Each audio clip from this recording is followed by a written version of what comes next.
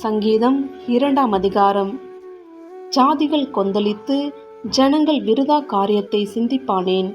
கர்த்தருக்கு விரோதமாகவும் அவர் அபிஷேகம் பண்ணினவருக்கு விரோதமாகவும் பூமியின் ராஜாக்கள் எழும்பி நின்று அதிகாரிகள் ஏகமாய் ஆலோசனை பண்ணி அவர்கள் கட்டுகளை அறுத்து அவர்கள் கயிறுகளை நம்மை விட்டு எரிந்து போடுவோம் என்கிறார்கள்.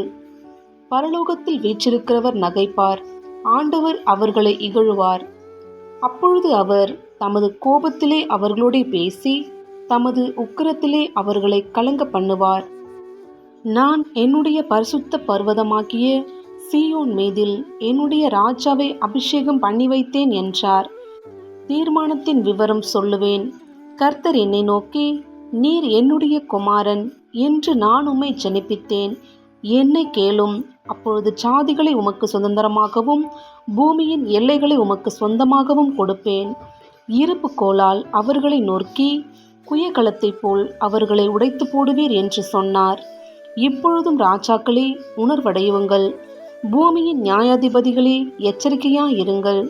பயத்துடனே கர்த்தரை சேவியுங்கள், நடுக்கத்துடனே களி கூறுங்கள். குமாரன் கோபம் கொள்ளாமலும் நீங்கள் வழியிலே அழியாமலும் இருக்கும்படிக்கு அவரை முத்தம் செய்யுங்கள். கொஞ்ச காலத்திலே அவருடைய கோபம் பற்றி எரியும். அவரை அண்டிக் கொள்ளுகிற யாவரும் பாக்கியவான்கள்.